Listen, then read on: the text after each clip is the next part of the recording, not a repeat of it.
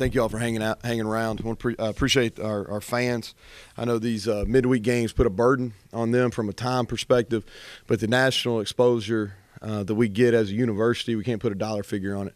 So I appreciate, especially our students. Our students showed up. They were loud. They were into the game. As it drug on, they left a little early, which I understand. We got to give them a product to stay. But I appreciate our fans. Our most loyal fans. They were there at the Trojan Walk, and they stayed throughout the game. And I appreciate them. I want them to know I appreciate them. We got one home game left on Black Friday, and I hope they show up in big numbers. But before I get started, I want to say I appreciate them. This is a good win. Idaho. People didn't want to recognize this during the week. That football team won 9 games last year, and they played had the biggest offensive performance of anybody in the bowl season last year against Colorado State. And that quarterback's a stud. He's a man, and he played well. He competed.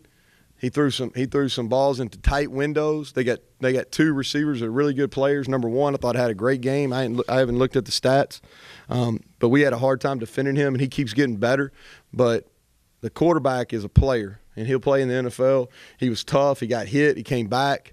I hope he's not seriously injured there at the end of the game, because I like the way he competes. I like the way he's played. He's progressed over the last 3 years, and he's a big-time player. So I think a lot of credit needs to go to them in how they performed. We did not play our best, okay? We did not play our best. But what we did not do that we've done a couple other times when we have played very well is self-implode. We in the South Alabama game, the Boise game, we really hurt ourselves. And it was one of those things that started rolling downhill, and we never stopped it. Well, in this game we did. We came out of the blocks really slow. Turn the ball over. We get down 7-0, but we were able to put a drive together and tie it up. And then the drive before half I thought was critical with Sumter making the field goal. And then we came out and jumped up, and we played ahead the whole second half. And the last thing I'm going to say, and then I'll open up the questions, is how we finished the game is really I'm not happy about. Okay, the late hit where Seth got thrown out of the game for targeting, and then the taunting penalty by Lucky, I'm not happy about. That's not what we're about.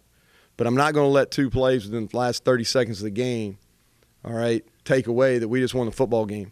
And we got to 7-2. 7-2 with a couple days rest before we have to line up and play Coastal Carolina. So with that, I'll open up to questions.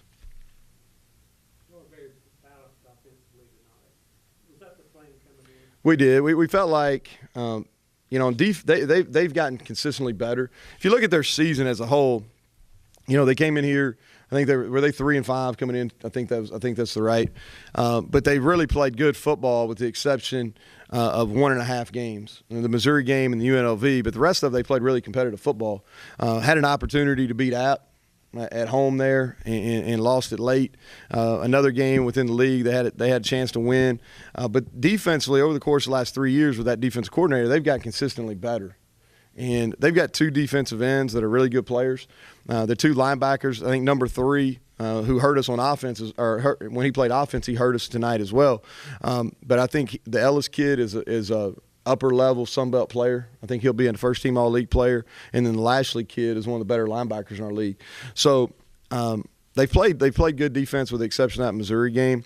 And we felt like coming in the game, we wanted to control the clock. You heard me go on and talk about Linehan, the quarterback. So I had a lot of respect for him. So I felt like we needed to make sure that we got some third and manageables and converted them to keep him off the field.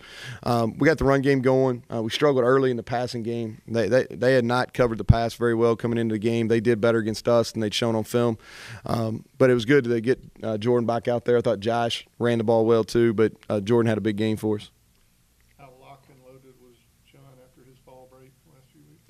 That we're calling it fall break. He was eager. He could have played last week. But once it started raining and the weather was bad and we had the game in hand, I just didn't feel like it was the best decision for him long term. And he's well rested. This is the most rest he's got in the middle of the season in a long time. So, and he was rusty tonight. He missed some runs, and I think you'll see that on film. So I feel like in the long run of the season, that rest that he got is going to pay off, because I think he's going to finish stronger than he did last year. Was there ever a thought in the first half, coming out slow, flat, midweek game, this has happened to this team before, was there ever a thought in your mind like, oh no, not this again? Well, you always have thoughts like, are we going to play this poorly again on national television? That might have crept in my head. But no, I didn't, because we offensively we moved the ball. We came out the first drive. I think a penalty got us behind the chains, but we moved the ball. It wasn't like the South game where it was just a cluster. Nothing was going right. So I never really felt like, here we go again. I didn't. You think about it, we won 17 games in the last 2 years. We found a way to win most of them. Several holding calls on. Yeah, on the receivers. I want to. Maybe the most improved aspect of our league has been the officiating. Since I came back, this is the third year, and it's gotten better. So we need to look. We block really well on the perimeter. Okay, that's something we take a lot of pride in. Coach Edenfield and Coach Williams take a lot of pride in that. I think we had 4, maybe 5 holding calls on the perimeter. So I want to hold off till I watch the film. On Monday, we'll talk about it, Justin, and we'll see. Thompson had 16 tackles. Did he really? No, I didn't. I noticed that he must have played well, because he was standing next to me on the postgame radio. I knew he made a lot of plays. I did not know he had 16 tackles. Wow. He's a guy that's getting better. He's getting better. People forget, and he's a redshirt sophomore. Came here as 185, 190 pounds safety. Yeah, I thought he was going to be a basketball player in college. So he's put on weight. He's still a little undersized for that position. He's maturing. He really is. He's growing up off the field too. And I think that's paying off. Is his big performance tonight mainly due to the fact that how much Idaho gets throws the ball?